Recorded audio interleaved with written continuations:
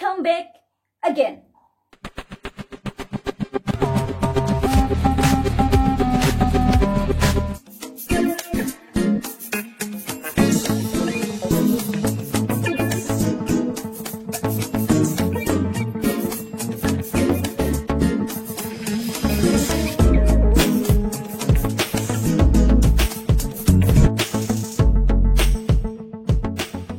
Oke nih, balik lagi sama aku Amelia di sini, dan aku akan membagikan atau memberitahukan informasi kesehatan kepada kalian.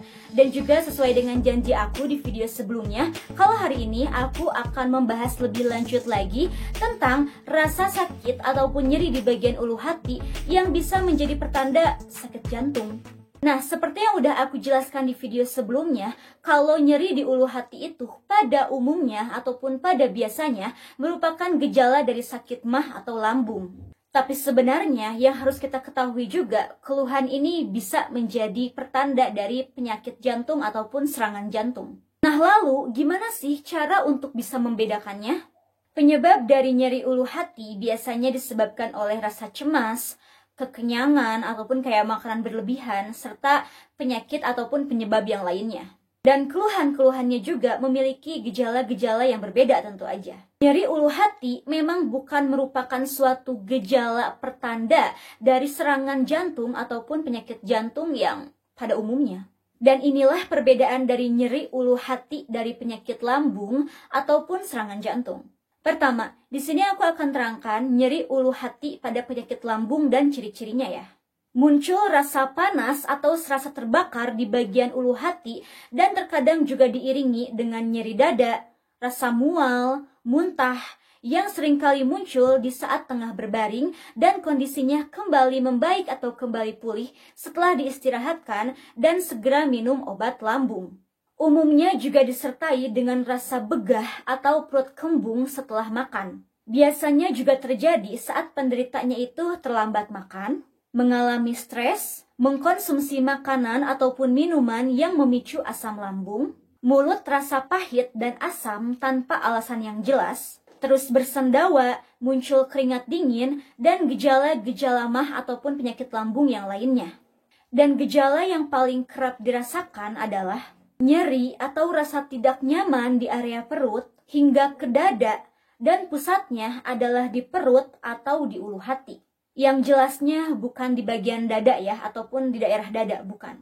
Rasa sakit dan tidak nyaman itu juga bervariasi. Ada yang memang cuman rasa sakit biasa saja ataupun yang ringan, tapi ada juga yang sampai berat sekali, sampai yang dimana tidak bisa beraktivitas sama sekali.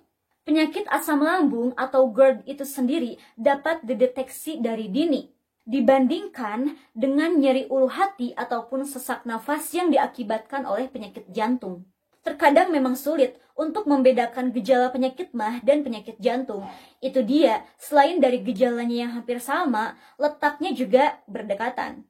Nah, sekarang tinggal masuk ke poinnya. Lalu bagaimana sih atau seperti apa sih sakit pada ulu hati itu yang menjadi pertanda dari penyakit jantung ataupun serangan jantung? Tentu saja meliputi rasa sakit yang muncul mendadak dan disertai dengan sakit dada yang menjalar sampai ke rahang. Selain itu, rasa sakitnya juga terkadang menjalar sampai ke leher ataupun juga lengan.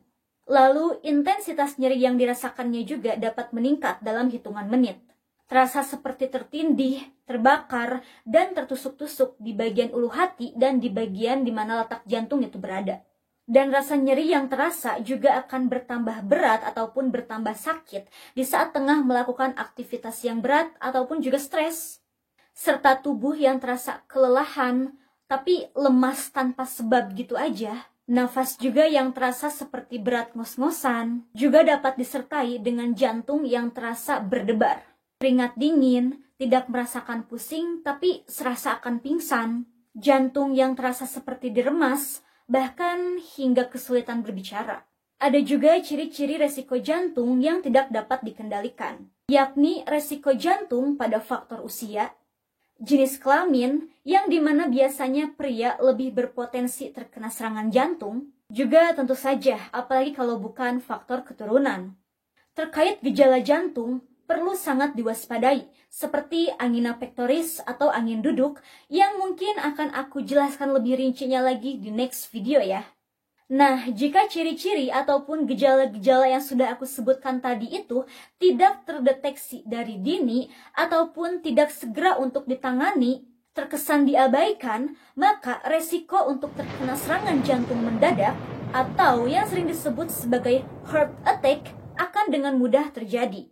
Biasanya, kematian mendadak akibat jantung itu disebabkan oleh gejala-gejala fisik dan resiko-resiko jantung yang dapat dikendalikan dan ciri-ciri resiko jantung yang tidak dapat dikendalikan.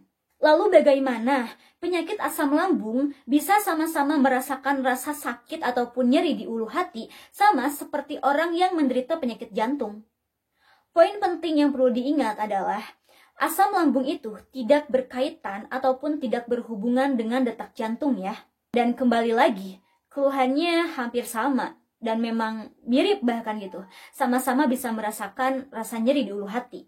Namun juga asam lambung tidak menyebabkan serangan jantung dan begitu pun juga sebaliknya, tidak saling berkaitan ataupun berhubungan ataupun juga saling menyebabkan.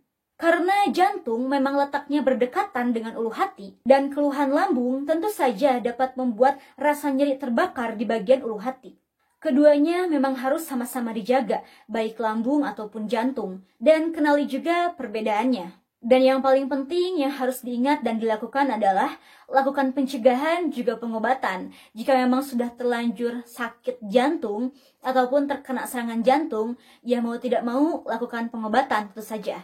Tapi jika memang belum terkena ataupun tidak akan terkena mudah-mudahan ya, kita hanya perlu untuk melakukan pencegahan saja. Jaga juga pola hidup kalian ataupun hal-hal yang memang akan mengakibatkan jantung kalian terkena serangan jantung. Banyak cara untuk bisa melindungi atau menjaga jantung kita agar tidak terkena serangan jantung mendadak. Salah satunya itu dengan cara sering ataupun rutin melakukan medical check up jantung ke dokter. Tapi jika itu dirasa terlalu menguras waktu, terlalu ribet dan bagaimana, kalian hanya perlu menjaga jantung kalian sehat di rumah saja juga bisa. Ya apalagi tentu saja selain dari menjaga asupan makanan dan minuman yang memang dirasa itu sehat masuk ke tubuh kita, terutama ke jantung kita. Dan lagi rutinlah untuk melakukan olahraga tentu saja. Di sini tidak harus sampai harus seminggu berapa kali, kayak gimana. Setidaknya kalian hanya perlu melakukan olahraga dalam 1 minggu bisa beberapa kali kok.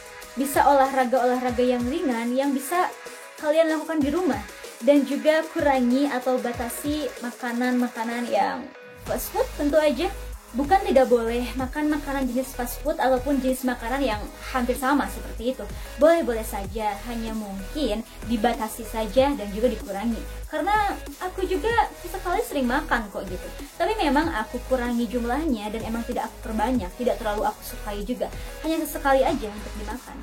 Tambah juga dengan asupan buah-buahan, sayur-sayuran, kacang-kacangan, itu akan jauh lebih bagus untuk diserap oleh tubuh kita, apalagi dengan jantung kita tentu aja. Nah, selain itu juga kalian juga bisa mengkonsumsi minuman-minuman atau makanan-makanan yang memang herbal gitu kan, yang diperuntukkan untuk kesehatan, seperti kayak minuman jahe hangat, jahe susu, ataupun racikan-racikan herbal lainnya yang memang aman untuk dikonsumsi.